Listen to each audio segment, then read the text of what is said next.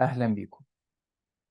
اليوم الثاني من سلسلة حلقات رحلة في كتاب، وهنتكلم النهاردة إن شاء الله في كتاب جديد جدا وجميل قوي ومهم قوي قوي قوي لكل الناس اللي دايما بتدور على فهم للكونسبت بتاع المعبد المصري، واللي مكتوب ومرسوم على الجدران سواء من كتابة هيروغليفية أو من الرسومات. طبعا الماستر سين او المين سبجكت بتاعه المعبد من اول ما بندخل لحد قدس الاقداس جوه هي كلها اوفرنج بتتقدم من الملك الى الاله بصوره المختلفه. وعندنا كتير جدا جدا من انواع الاوفرنج، ودي دايما بتبقى معضله عند الناس ان هم عايزين يفهموا يا ترى المنظر هنا الاوفرنج نوعها ايه والمنظر ده الاوفرنج نوعها ايه. وانواع الاوفرينجز المختلفه، الصدقات اللي بتقدم للاله اثناء الطقوس او الصلوات الطقسيه داخل المعبد، واللي بتقدم نيابه عن الشعب كله في شخص الملك الى الاله بصوره، علشان ياخدوا نعم الاله المختلفه. فعشان كده قامت الكاتبة الجميلة جدا الفرنسية سيلفي كوفي بعمل كتاب حلو قوي، وهو دلوقتي مترجم للغات كتير جدا ومن ضمنها اللغة العربية، ومتاح PDF على النت تحت عنوان قرابين الآلهة. الكتاب ده حلو قوي لأن هو بيدينا اوفر فيو، نظرة عامة وتفصيلية في نفس الوقت، جميلة جدا، ومتقسم فيها أنواع الصدقات بشكل جميل قوي. والكتاب بيتقسم تقسيم منطقي لذيذ جدا جدا. يعني بتتكلم في المقدمة الأول عن فكرة المعبد المصري والكونسبت بتاع المعبد المصري.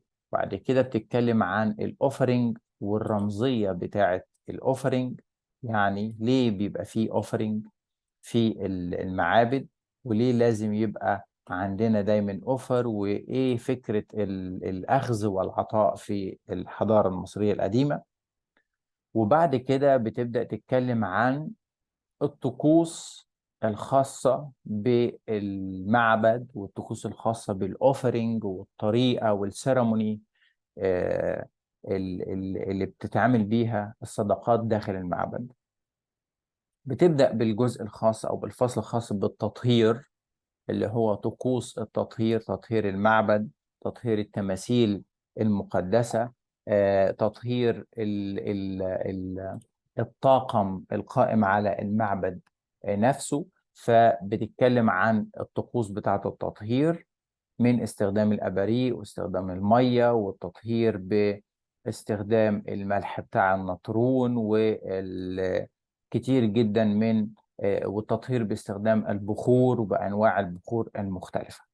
بعد كده بنبدأ نتكلم أو بتودينا على الفصل الثاني في الكتاب الخاص أول نوع من أنواع الأوفرينج، الصدقات المقدمة في المعابد المصرية القديمة، وهي الخاصة بالصدقات السائلة.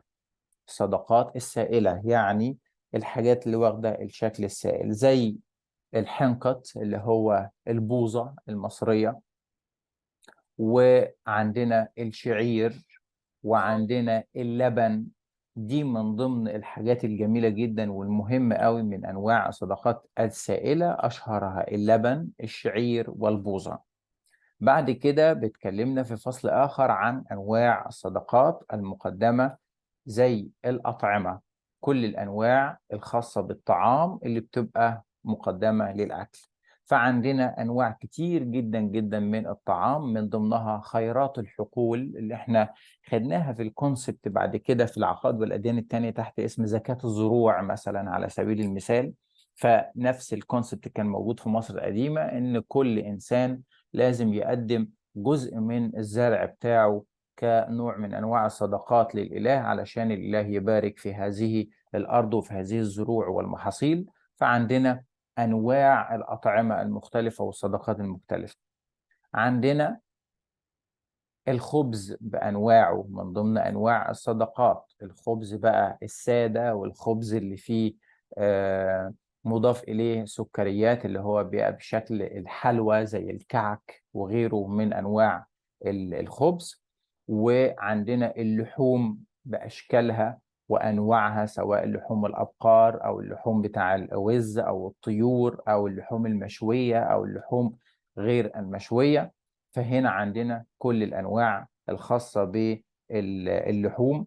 كمان بتكلمنا عن أنواع الصدقات اللي على شكل باقات من الورود أو الزهور اللي موجودة في ال الأرض برضو. فإذا عندنا كتير جدا من الأطعمة، عندنا خيرات الأرض من كل أنواع النباتات وكل أنواع الحقول وما يخرج منها. فمن ضمنها طبعا جزء من الصدقات اللي بتروح إلى المعابد علشان يبارك الإله في فيضان النيل وفي غمر الأرض بالطمي وخصوبة الأرض وغيرها كتير. بعدين فصل عن أنواع الصدقات اللي على شكل نسيج، دهانات، أحجار كريمة، أبخرة، زيوت عطرية. كل الحاجات دي برضو من ضمن الصدقات اللي ممكن تبقى مقدمة، زي إن أنا بتبرع إلى المكان ده بنسيج، بهدوم للآخرين، أو بالقماش اللي بيستخدم في المعبد، أو للفقراء اللي بيجوا إلى المعبد. وطبعا في كتاب جميل جدا هنبقى نتكلم عنه في حلقة لوحده، اسمه الدور الاجتماعي للمعبد المصري، لأن جزء كبير جدا من المعبد كان ليه دور اقتصادي مهم قوي. فهنا بتكلمنا سيلفيكو في الفصل ده عن أنواع الصدقات اللي عبارة عن نسيج قماش بأنواعه.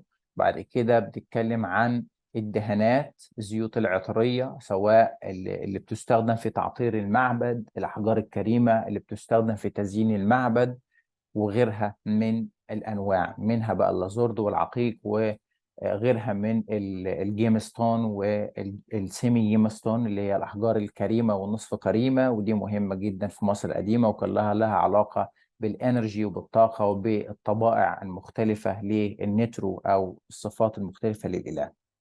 فصل آخر بيتكلم عن أنواع الصدقات اللي بشكل الحلي، أنواع التيجان المختلفة اللي بتقدم إلى المعبد، منها بقى السيماتاوي وتاج حورس والرشتين بتوع الماعت وتاج بتاع أوزير وخنوم وتاج خنسو. أنواع التيجان كتيرة جدا اللي كانت بتقوم أو بيتم استخدامها في أنواع الصلوات والقداسات والاحتفالات المختلفة على المستوى بتاع الملكية.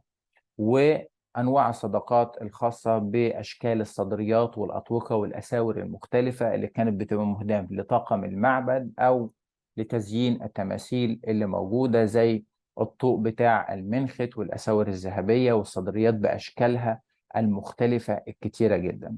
بعد كده أنواع الصدقات أو الهبات بتاعت المعبد، لو صح القول يبقى أفضل إنها هبات للمعبد، الصولجانات والحيات المقدسة ورموز الحياة والجد والعنخ والواص وكتير جدا من الهبات الرمزية اللي بترمز إلى الصفات المقدسة لله. بعد كده عندنا الهبات الأخرى المخصصة للنترو، زي السلاسل وعقد المينات والمرايا وغيرها من الهبات الأخرى المستخدمة أثناء إقامة الطقوس، سواء أدوات موسيقية أو غيرها من الأدوات. بعد كده بتتكلم في فصل آخر عن الطقوس بتاعة المعبد ورمزيات أهم الرموز المصرية القديمة وما تعبر عنه، زي الماعت وعين الأوجات والنحح والجت، الخلود الأبدي والسماوي، رفع السماء والمواكب الاحتفالية والرمزيات بتاعة الحاجات دي كلها. بعدين بتتكلم عن أهم الطقوس الجنائزية اللي كانت بتدور داخل الأجزاء من المعابد أو في الأجزاء أو الملحقات بتاعة المعبد، ومنها الوبرة، طقوس فتح الفم اللي كانت بتجرى للمتوفى قبل استعداد لدفنه. بعد كده عندنا إن المعبد دوره ما كانش بيقف عند الجزء ده، ولكن كان بيبقى أيضا فيه بعض الطقوس اللي كانت بتتم داخل المعبد أو الشعائر الدينية اللي بتتم داخل المعبد، والمقصد منها هو الطقوس الدفاعية. يعني عامل زي مثلا لما بيكون في جيش أو حاجة داخل حرب معينة، فبيصلوا الأول قبل الذهاب إلى الجيش على الحرب علشان الإله يقف جنبهم وينصرهم. فاحنا عندنا هنلاقي الطقوس أو الشعائر اللي فيها بيبقى فيها الأقواس والسهام والرماح وسبح الأعداء وذبح الحمار والثور وفرس النهر، والحاجات اللي بترمز دايما إلى الشر أو إلى الفوضى. ففي جزء برضو مهم جدا يخص الجانب ده في المعبد. بعد كده بيبقى فيه جزء من الملحقات بتتكلم عن الطقوس الملكية، الخروج بتاع الملك من القصر لحد الوصول إلى المعبد، التطهير الملكي ووضع التاج على رأس الملك، وبدايات التقصية للملوك نفسها. تشييد المعبد كان بيتم إزاي، واختيار الوقت المناسب والموقع المناسب للمعبد، والأكس أو الدايمنشن كمان بتاع المعبد، طقس شد الحبل ونقب الأرض وصب الرمل والقوالب ونتر ملح النطرون وبداية بناء المعبد. فكل الحاجات الجميلة دي بتتكلم عنها سيلفيكو في، فبتدينا نظرة قوية جدا جدا على كل من يريد أن آه، يعني يفهم المعبد المصري بشكل عميق واتجاهاته وأدواره المختلفة. تعالوا نقرأ المقدمة أو حتة كده من مقدمة هذا الكتاب لأنها عجبتني جدا. بتتكلم عن الحضارة المصرية القديمة، كانت وما زالت دائما مصدر للشغف، فتوافد الزوار من مختلف أقطار العالم، ده سيلفي كوفي بتقول كده، لمشاهدة هذه المعابد الشاهقة والشاهدة على عظمة هذه الحضارة العريقة.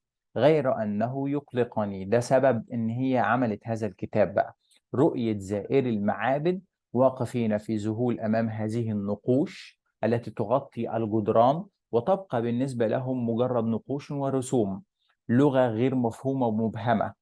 وينتهي الأمر بالزائر أن يكتفي بمشاهدة اللوحات وتأمل الجدران دون فهم للنصوص. في النهاية أنا مش فاهم إيه اللي موجود قدامي، فبيمشي دون فهم. غير أن عشاق هذه البلاد القديمة يفتنهم هذا اللقاء المتكرر بين الملك والإله. دايما المنظر اللي بيتكرر دايما الملك والصورة المقدسة للإله، الملك والصورة المقدسة للإله، فهو ده دايما الماستر سين اللي موجود في المعبد دائما، ولذلك هو أكتر حاجة بتفضل موجودة في ذهنهم وبيفكروا فيها. وتأتي النقوش الهيروغليفية لتزخرف المنظر وتمحو الجهل وتفسر لنا ما تعنيه هذه المواجهات المتعددة. إن النص اللي بيبقى موجود جنب المنظر بيفسر لينا وبيمحي الغموض ده. فطبعا دي أهمية اللغة المصرية القديمة كمان، وقدرة الشخص على إن هو يقراها فبيقدر يفسر لنفسه كل الحاجات دي. المعابد المصرية لها طابع خاص بيجذب السائح، سواء كان يرجع ذلك لوجودها على ضفاف النيل زي معبد إدفو، معبد كومومبو، أم بفضل بقائها في حالتها الأصلية، حتى أنه يخيل للزائر أن أقدامه تطأ الأماكن التي مر بها الكاهن لتوه. أن الحالة بتاعت المعبد في بعض المعابد حالتها كأنها لسه خلصانة امبارح، وإن يدوب الكاهن لسه معدي من لحظات، زي معبد إدفو، معبد دندرة، ومعبد أبيدوس، وكتيرها جدا من المعابد. وتستمتع العين برؤية هذا الجمال المتوازن ما بين الزخارف واللوحات. وعندما يمكننا قراءة ما نقش على الجدران وفهمه، هنا تتزاوج في العقل. لما نقدر نقرأ الكتابة مع الرسمة تتزاوج في العقل أو تندمج في العقل معه الإدراك والفهم مع متعة المشاهدة. ودي أهم حاجة دايما. أنت ليه بتزور في المكان ده؟ أنت في المكان هتشوف رسومات وكتابات، فأنت لما تفهم العلاقة ما بين الاتنين وبيقولوا إيه، هنا هيبقى فيه متعة الأدراك ومتعة المشاهدة، أي المتعة الجمالية والمتعة العقلية. ويهدف هذا الكتاب إلى وضع المعلومات والترجمات في خدمة الزائر المتعطش لزيادة معرفته بهذه الآثار الخالدة التي يتأملها. فدي كانت المقدمة بتاعت هذا الكتاب الجميل. الكتاب ده موجود على الإنترنت PDF، اسمه قرابين المعابد، نسخة العربية، وفيه النسخة الأجنبية منه بلغات مختلفة كتير. كتاب حلو ممكن نتأمله وناخد الفصول اللي تخدم هوايتنا، سواء كنا محبين للحضارة أو سواء كنا مرشدين سياحيين. إن شاء الله نلقاكم في لقاء جديد مع رحلة في كتاب جديد. نشوفكم على خير.